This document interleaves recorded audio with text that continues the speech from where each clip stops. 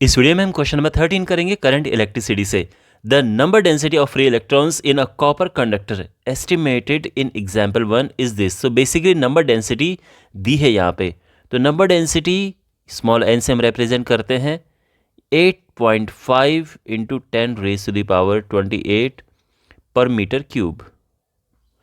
How long does an electron take to drift from one end of a wire, जिसकी length है तो L is 3 metre to its other end. The area of cross section of the wire is this. तो area given है 2 into 10⁻⁻6 metre square and it's carrying this much current, 3 ampere current ये carry कर रहा है। ठीक है, हमें बताना है कितना टाइम लगता है वायर के एक एंड से दूसरे एंड पे जाने में। देखो यहाँ पर हमें करना क्या है, एक वायर है और इसकी लेंथ आप देख सकते हैं यहाँ पे 3 मीटर है, तो फिलहाल हम इसको L लिख देते हैं। ये एक वायर है। देखो जब इसके एक एंड से दूसरे एंड पे इलेक्ट्रॉन मूव करते हैं उनकी वेलोसिटी क्या होती है। देखो अगर हम अपने आप की बात करें कि इलेक्ट्रॉन की स्वयं की अपनी स्पीड क्या होती है, अगर उसको कोई रुकावट न मिले सामने, देखो इलेक्ट्रॉन्स एक्चुअल में बहुत सारे रुकावटों से यानी बहुत सारे अदर इलेक्ट्रॉन से टकरा के वो आगे बढ़ता है, इसलिए उसकी जो वेलोसिटी है वो बहुत कम होती है, लेकिन जो इलेक्ट्रॉन की अपनी स्पीड होती है वो बहुत ज़्यादा होती है। ठीक है, बट बिकॉज बहुत सारे टक्करों से उसको आगे जाना होता है इसलिए बहुत कम हो जाती है और उसी को हम कहते हैं ड्रिफ्ट वेलोसिटी। तो यहाँ पर जो टाइम हम निकालेंगे वो होगा, आप जानते हैं ना टाइम इज इक्वल टू होता है डिस्टेंस अपॉन स्पीड। तो डिस्टेंस तो यहाँ पे वायर की जो लेंथ है इतना इलेक्ट्रॉन को ट्रेवल करना है और उसको डिवाइड करेंगे हम ड्रिफ्ट वेलोसिटी से। अब यहाँ पर L तो दिया है, हमें ड्रिफ्ट वेलोसिटी निकालनी है और उसके लिए जो रिलेशन होता है वो है I इज इक्वल टू, देखो करंट और ड्रिफ्ट वेलोसिटी में एक रिलेशन होता है, I is equal to NAEVD। ये आप बिल्कुल रट लीजिए, बहुत इंपॉर्टेंट है ये।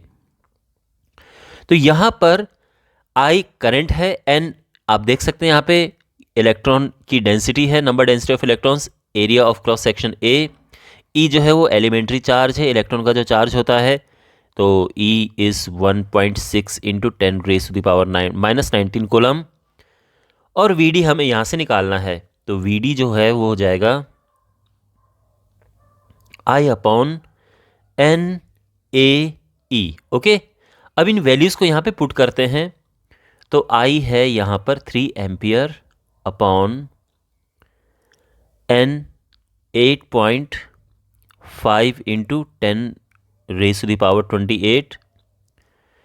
A is area of cross section जो है 2 इंटू 10⁻⁻6 और 1.6 इंटू 10⁻⁻19 E है। ठीक है ना, इन सब की वैल्यूज़ हमने यहाँ पे पुट कर दी है।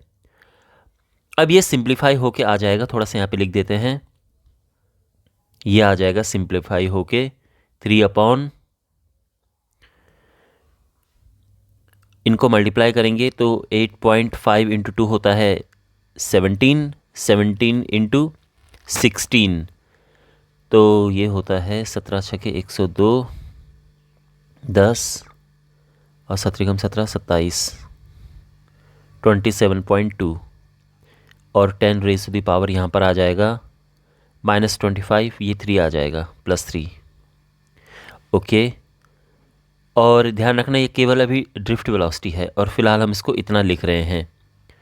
हमें तो टाइम निकालना है, तो टाइम हो जाएगा L अपॉन ड्रिफ्ट वेलोसिटी यानी VD। तो L है अपना 3 और जो ड्रिफ्ट वेलोसिटी है वो है 3 अपॉन 27.2 इंटू 10⁻3। आई होप आपको समझ आ गया होगा।